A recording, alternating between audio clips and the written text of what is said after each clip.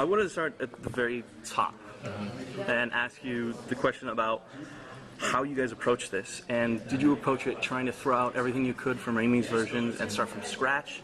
And as part of this question, were you at all concerned that you were going to have that crossover that would make people worried that they've seen it before, that there's a little bit of that, you know, we've already did this? My feeling was that there's so much in the comics that has not yet been explored cinematically that I thought there's great fodder for more films. And I also think that Spider-Man's a perennial character. He's so theatrical. I just wanted to see him on the screen. And that's the feeling that prevailed. Yeah. And specifically, there's the Gwen Stacy saga in the comics, which is one of my favorite storylines in all the comics. I think was something that was really fun to explore.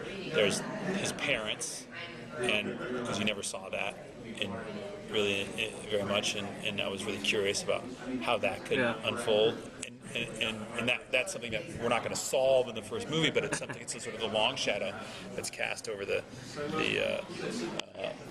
hopefully the longer universe that we're creating. And then the other thing is I wanted to create. I was just talking about this that in the Amazing Spider-Man 8.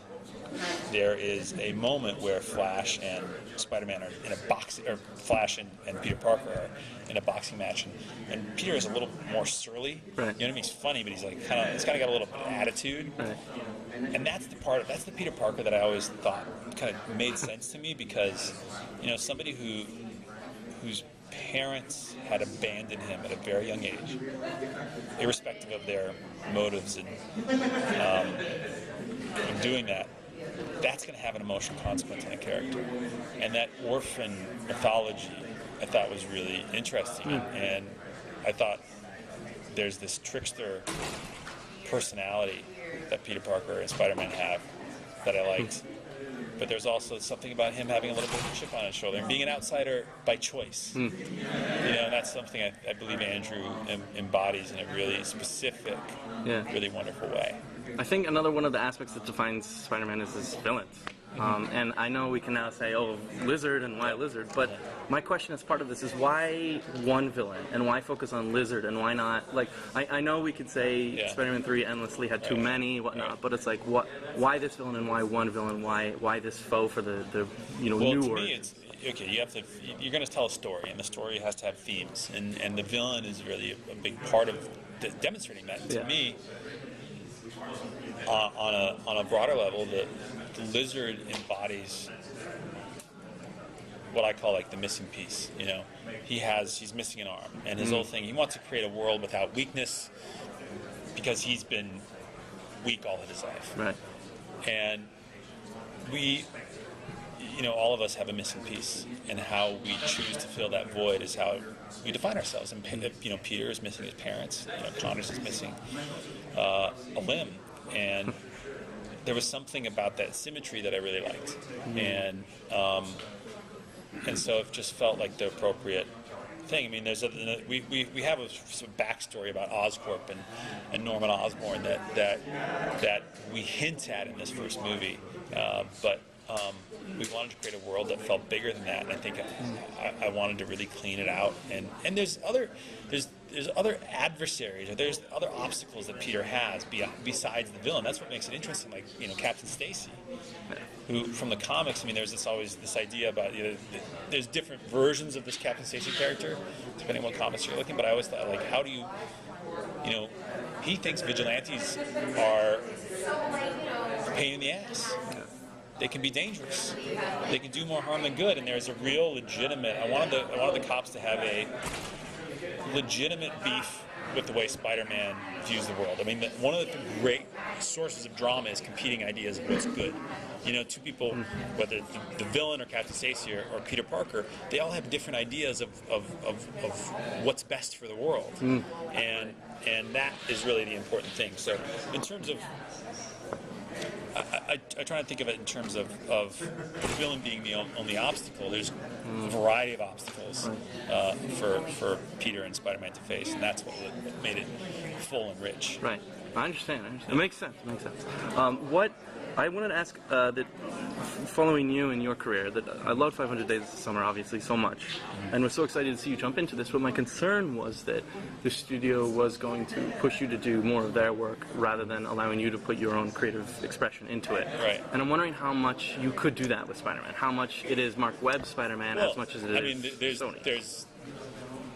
So it's funny. People have an idea of the there's like a board of people with wigs and gavels, and it's just is that not what it is? No, it's like this woman named Amy Pascal who loves movies, and you know, she's a very smart woman, but you know, listen, we have differences of opinion at times, but I felt like they're very respectful of the director, and I think that the trick of the movie is being respectful of the iconography of Spider-Man and understanding why people like Spider-Man and honoring that, but also giving them something new and surprising and different, and that was really what was important to me.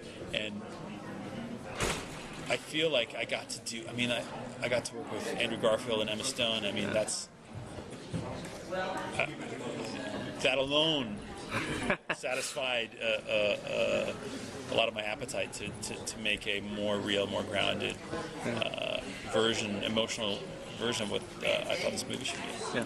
I think you already addressed this in explaining your sort of roots of this story, but I was going to ask, and I'm sure you've heard this many times now, but why the untold story?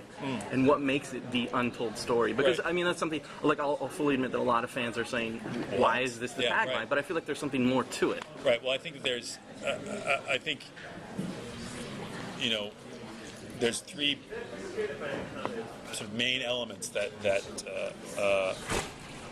haven't been explored cinematically. I mean, it's this idea of the parents, and which is a small part of this movie, but is a really hugely significant component to how Peter Parker is defined. And I mean, you lose your parents at a young age, it's going to have an emotional consequence, and we haven't seen that before, or the reasons for that. And I wanted to explore what those emotional consequences were, just on an internal level.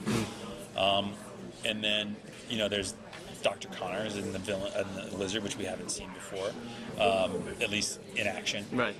And then I thought the Gwen Stacy saga and what the problems that provides for Peter in the long run. And this story is really about establishing that. Were things that I thought were, I mean, they're obviously untold, but they're I think really compelling. Compelling components of the story. Is this kind of going to be a theme that you guys are going to try to, and I know this is a question I probably shouldn't be asking at this point, but extend to the hopeful franchise that this version becomes? We got to finish this movie first before we know what's going to happen next. But there was certainly an idea, a world we were creating that could unfold later on. I mean, there's this. J.R.R. Tolkien always had this concept of distant mountains, you know what I mean, where you talk about this thing here and you create a backstory for that, and people would write him a letter and say, well, what about this? He's like, well, I have to create in order to tell that story, I have to create another distant mountain, right? You know. And so there's these echoes that we wanted to set up and with an idea of some sort of long game, but really it was about creating a universe that functioned in its own right, just as a film on its own. Yeah. All right. Well, the only other thing I just wanted to ask, not as a big question, but if you had to give a reason for people to see this that aren't interested because they feel like they've seen it, what is the one reason? What is the one reason? There's too many. It's funny. It's romantic. There's an emotional complexity to this that you just don't get to see in a lot of films. I mean, there's such a variety of feelings that are great. The other thing is Andrew Garfield is extraordinary. Emma Stone is extraordinary, and I defy anybody not to fall in love with them when they see this movie. All right, perfect. Thanks. Yeah, thank you.